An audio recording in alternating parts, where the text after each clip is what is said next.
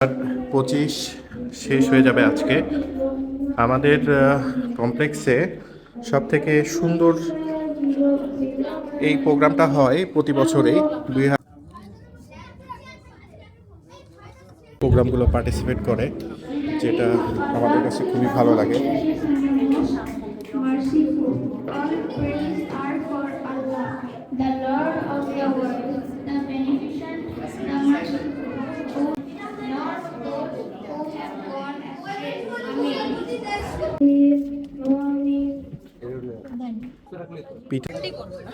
Line দেওয়া লাগবে নাকি?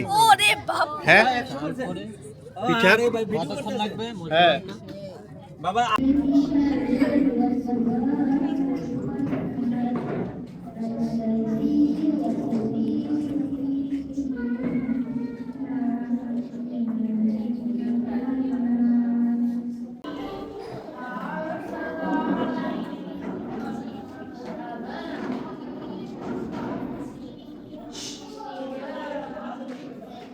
ওরা এখন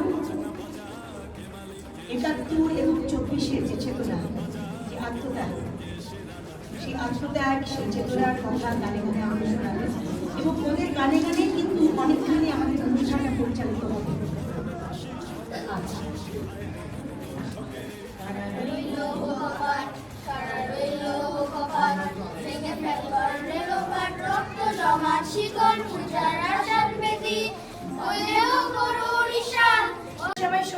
বিদ্রোহী কবি নজরুল আমাদের প্রাণের কবি, আমাদের গানের কবি, আমাদের জীবনের কবি। এই কবি তার জীবনটা আসলে কেটে গেছে বলবীর বল উন্নত মমশির শির নেহারি আমারই নত শিরই শিখর হিমাদ্রি বলবীর বল মহাবিশ্বের মহাকাশ ভারী চন্দ্র সূর্য গ্রহ তারা ছাড়ি ভুলক দুলক বলক।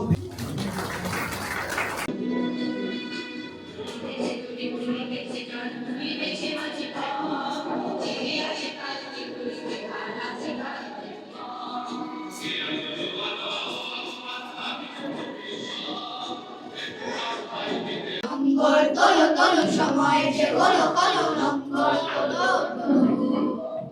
নম্বর হলো হলো সময় যে হলো হলো নম্বর হলো হলো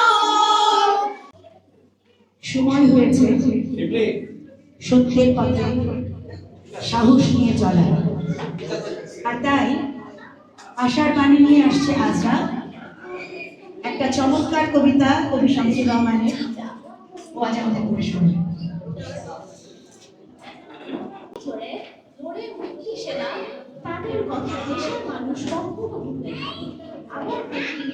পূর্ব দিগন্তে সূর্য উঠেছে, রক্তলাল রক্তলাল রক্তলাল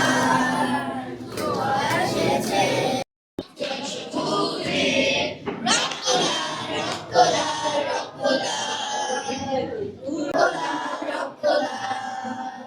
রক্তলাল রক্তলাল রক্তলাল রক্তলাল। এবার আমাদের আড্ডাকে মাতিয়ে তুলতে কৌতুক নিয়ে আসছে সবার প্রিয় যায়। একদিন একটা ছেলে ক্লাসে পায়খানা করে দিয়েছিল, টিচার ওকে 50 টাকা জরিমানার একটি পেপার দিল হাতে। ছাত্রটি জিজ্ঞাসা করলো এটা কি? টিচার বলল তুমি যে পায়খানা করে দিয়েছো সেটার জন্য 40 টাকা, আর প্রস্তাব করে দিয়েছো সেটার জন্য 10 টাকা, তা মিলে 50 টাকা। ছাত্রটি বলল ক্লাসে আমি বসে আছি, আমি মিথ্যা কথা বলবো না, আমি পায়খানা আর প্রস্তাবের সঙ্গে একটা বাধা মেরে দিয়েছি, তার জন্য আমি আরো 5 টাকা দিলাম। পাড়ায় নতুন দোকান হয়েছে চাই, তো চায়ের দোকানে গেলাম চা খেতে। দোকানি বলছে, দোকানিকে বললাম এক কাপ চা দাও। দোকানি বললো কি চা দেবো, কচি না বিচি? আমি ঘাবড়ে গিয়ে বললাম এটা আবার কোন ধরনের চা? তো সে যে জবাব দিল আমি আরেক দফা ঘাবড়িয়ে গেলাম। সে জবাব দিল যে স্যার এখন শর্টকাটের যুগ, এখন আর এত কথা বলে সময় নষ্ট করা যাবে না। কচি মানে হচ্ছে কম চিনি, বিচি নামে বিচি হচ্ছে বিনা চিনি। তা আমি লজ্জা শরমের মাথায় দিয়ে বললাম একটা বিচি। আচ্ছা,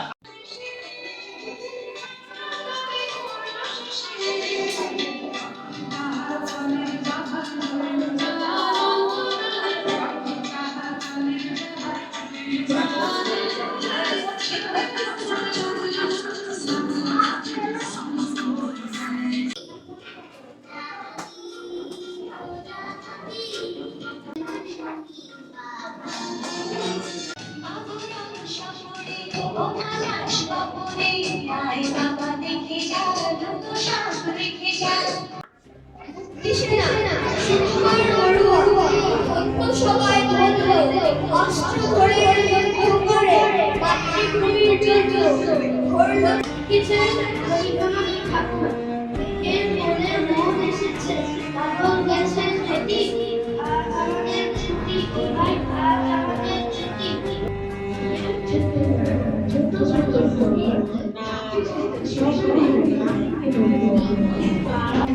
Our victory day written by me Ahmed Faisal.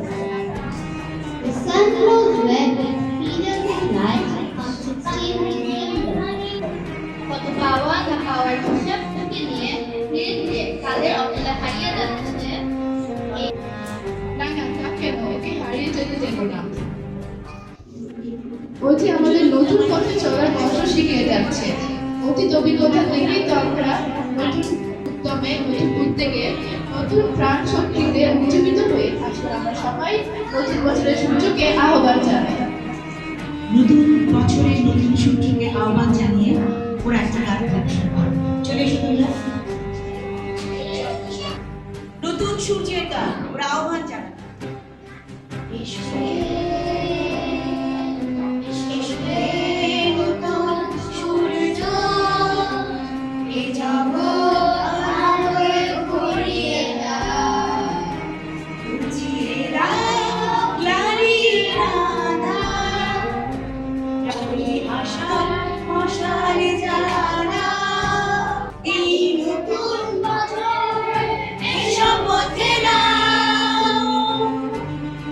অপরের হাত ধরে একে অপরের পাশে দাঁড়াই আমরা, একে অপরের শক্তি হয়ে, অনুপ্রেরণা হয়ে সকল কাজে পরস্পরকে আমরা সহযোগিতা করি।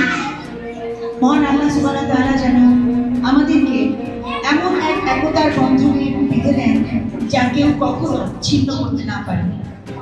আমরা যে যেখানে আছি, যে যেভাবে আছি, এক একজন এক এক প্রফেশনে, এক একজন এক এক সামনে আরো আমরা বাড়াতে পারি। আমাদের সন্তানেরা, শিশুরা খুব সুন্দর পারফর্ম করেছে। অল্প সময়ের মধ্যে তারা খুব অনবদ্য অংশ নিয়েছে। এই জন্য আমরা সবাইকে ধন্যবাদ দিচ্ছি।